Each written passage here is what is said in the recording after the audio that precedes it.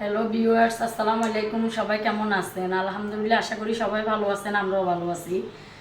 তবে রহমতের বৃষ্টি শুরু হয়ে গেছে, সব জায়গাতে ভালো লাগতেছে। কিছু বাজার নিয়ে এসেছি, কালকে রাত্রে আপনাদের সাথে শেয়ার করতে পারি নাই।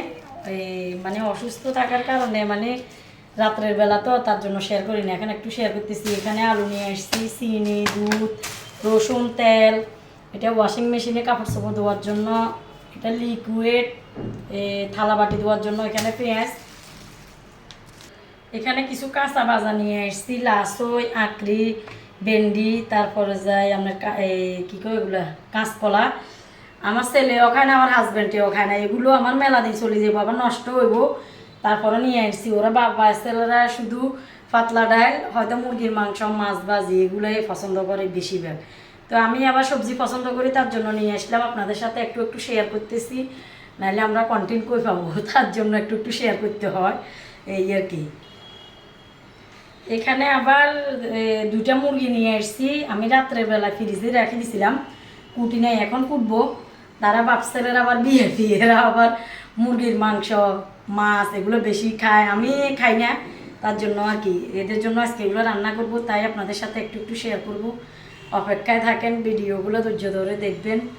এখানে আবার আমার ছোট মেয়ের শাশুড়ি কিছু কাঁচা আম দিয়ে দিছে। আমরা তো শহরে থাকি বলে মানে খাই না আর কি, পাই না, কিনি পাওয়া যাবো চাইতো না যে এমন না, সব কিছু এখন শহরে পাওয়া যায়। তারপরও গ্রাম থেকে দিছে, বলছে তোমার আম্মু কাঁচা আম কিছু বানাই খাইবো, কিছু শরবত করে খাইবো। তার আম্মুর ডায়াবেটিস, তার জন্য দিছে ছোটো মেয়ে এনে।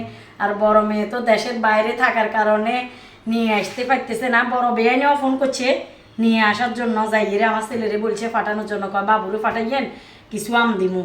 তো আজ থেকে বিয়ে বেশি, বিয়ে বাড়ি যাইলে খরচ বেশি, তার জন্য পাঠাতেছি না আমি।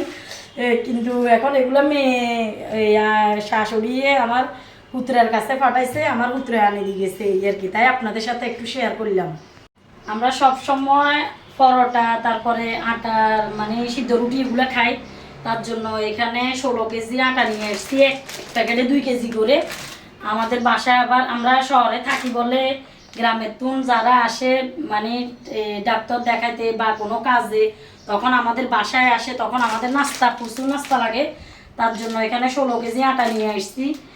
এগুলো আপনাদের সাথে শেয়ার করতেছি। আসলে কেউ বাজে কমেন্ট করিয়েন না, করেন না অবশ্য। আমার 9000 ফ্যান ফলোয়ার, সবাই অবশ্য আমাকে ভালোবাসা দিয়ে সুন্দর সুন্দর কমেন্ট করেন। তারপরও টুকিটাকি গুটি গাটি কেউ হয়তো বাজে কমেন্ট করে ফেলতে পারেন, এগুলো দেখার কি আছে। আসলে ভাই আমরা যখন এখানে কষ্ট করি, কাজটা করি, এটা সরকারি চাকরির চেয়েও বেশি। তার জন্য আর কি মানে ভিডিওগুলো একটা একটা করে অল্প অল্প কিছু শেয়ার করতে হয়, এই আর কি। তো সবাই পাশে থাকবেন। আমি এভাবে মাংসগুলো কেটে এভাবে পিস করে রাখি, তাইলে সুবিধা হয় আর কি। মানে যখন যা লাগে তখন তা রান্না করা যায়। এমনি যদি কাটি রাখা যায় তাহলে একটু এলোমেলো হয়ে যায়। এখন আপনার যতগুলো মেহমান আসবো ওই অনুযায়ী রান্না করতে পারবেন, বা বাসায় কম আপনারা 2 জন একটা নামাই রান্না করলে হয়ে যায়। আমি এভাবে পিস করে রাখি। আর এখানে হাড্ডি, গলা, ট্যাং টুং, চাম্বা, কলিজা গুদা এগুলো দেখছেন না কতগুলো হয়েছে, মাংসর চেয়ে এগুলো বেশি হয়েছে। লাশ দিয়ে রে শুটকি দিই, মাছ দিই, ডাল দিয়ে রে রান্না করতেছি। ডালগুলো মানে গলানে দিচ্ছি যে আপনাদের সাথে শেয়ার করতে পারি নাই, একটু কাজে ব্যস্ত। আমার লাশ ওইটাও হয়ে গেছে, দেখেন চিংড়ি মাছ দিই আমি ডাল দিয়ে রান্না করছি, খুব মজা হয়েছে। আমি আজকে হাতে মাখি রান্না করতেছি মাংসগুলা, সব মশলা দিয়ে এখানে এগুলো মেখে নিচ্ছি।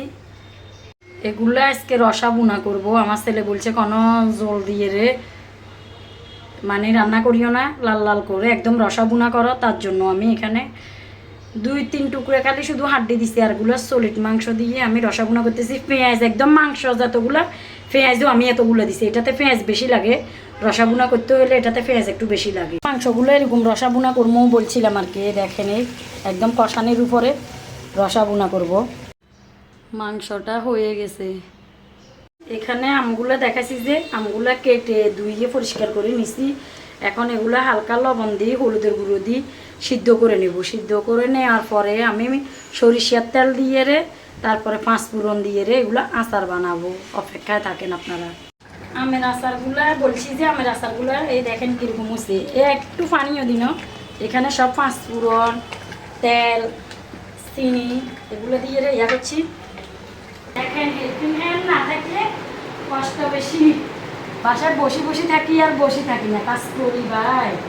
এই দেখেন এখন বুয়া নাই যে কাজ করতেছি, আজকে মেলা কাজ করতেছি আমি আর আমার ছেলে। বাজার করলে ওদিন একদম লেট হয়ে যায়, অলমোস্ট এখন কয়টা বাজে, 5টা বাজিয়েছে, কিন্তু আমি আর আমার ছেলে এখনও খাওয়া দাওয়া করি নাই, এই কাজ করতেছি।